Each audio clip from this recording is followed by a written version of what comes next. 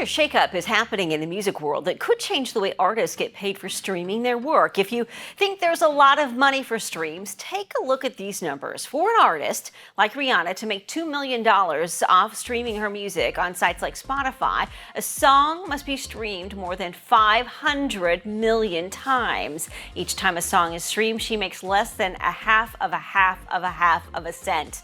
Joining us to talk about a change in streaming income is media mogul and managing director of Strat America's Seth Schachner. Seth, welcome to Daily Flash.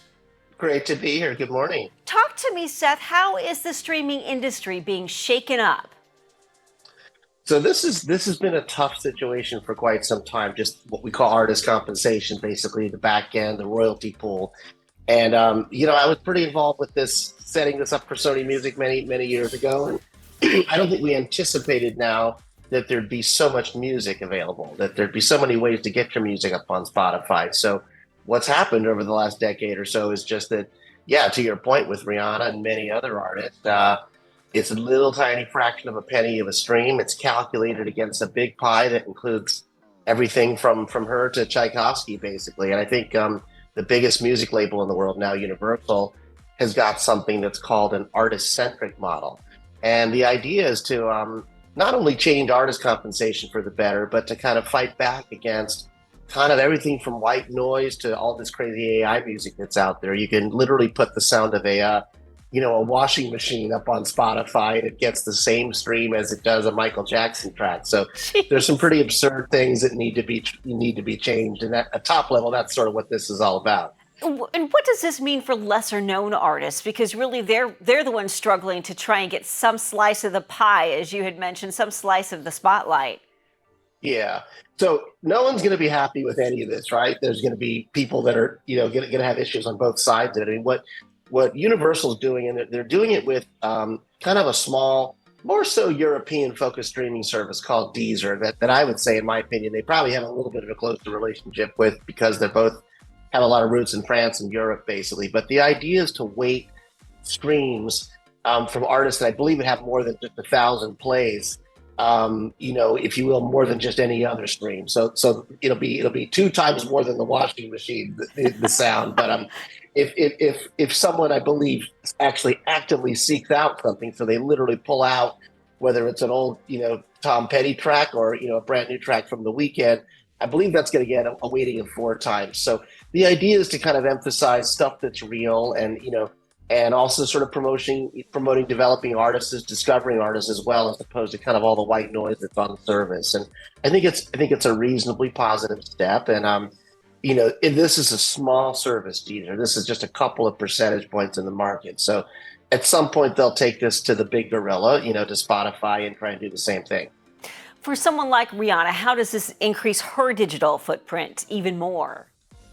Well, so the thing is, the stuff that's never in the press is, every artist has got their own little different deal, their own big deal, their own individual set of circumstances. So, I'm not going to name specific artists, but just say you're an artist that took a big whopping advance check, whether it's to make an album or help you with marketing or make a video from your record label, you're going to have to earn that back. So with those numbers you just showed at the top of this conversation, you may not ever earn it back, or it may take a long time.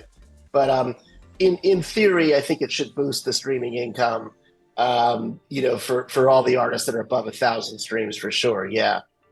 And so far this is happening in France. What do you think the chances are that the U.S. will adopt it here? Well, I think they're going to do it wherever Deezer is, and that's a really good question. But I think what Universal's trying to do, there's a whole set of challenges they and all the other rights holders are facing right now, and streaming income is definitely a big consideration. So I expect they'll try and do this with everyone from Amazon to Spotify to Apple Music to YouTube to all the others over time, and I think that'll be a positive thing. I think the other stuff that's happening, a little bit off topic, but there's just been this explosion of kind of AI oriented music as well. And just, you can randomly put anything up on Spotify or some of these services. So I think part of the idea is to kind of get that stuff cleaned up and pushed down, because I don't know if that helps anyone. If you're waiting a Radiohead song, right, the same amount as you are just white noise, So I think that needs to get fixed, basically, and I expect that'll happen across sort of the whole music streaming ecosystem. And let me get your take on that, because right now artificial intelligence is the big focus of the writers and the actors strike and the producer strike. What are the sources of concern for artists? I mean, you've mentioned a number of them, but clearly this is affecting all across the board when it comes to performance arts. Yeah, it's interesting. I've been at a number of events recently around the music industry conferences, and I think I can sort of speak a little bit collectively. It's very early for music with AI, and I don't know. I mean, it's certainly a threat. For on some levels, if you think about all the fake break tracks, the weekend tracks, the things that have been out there, but there's actually a lot of positive stuff around AI that is quiet under the radar that producers, songwriters, engineers, everyone in the studio uses, and it helps people in different ways. So it's a mixed set of circumstances. I mean, there's clearly apprehension. I don't get the same sense it's as hot in say music as it is in Hollywood and TV right now. I'm also still a believer that robots and robotic music aren't going to replace our best artists. So I think the temperature is a little bit, cooler than sort of the Hollywood situation. But these industries need sort of some type of copyright law or legislative solution in DC to happen, because I think it's going to be very hard to move forward unless someone says, look, has a clear position around copyrights and AI, which isn't the case right now. Yeah, it's definitely a longer conversation. Seth, great to chat with you. How can people find you on social media? Well, you can get me on LinkedIn. It's just Seth Schachner, or I'm also at www.stratamericas.com and all the other platforms as well. Happy to connect. Seth, thank you so much. For more information on the shakeup in the music industry, head to our website, dailyflashshow.com.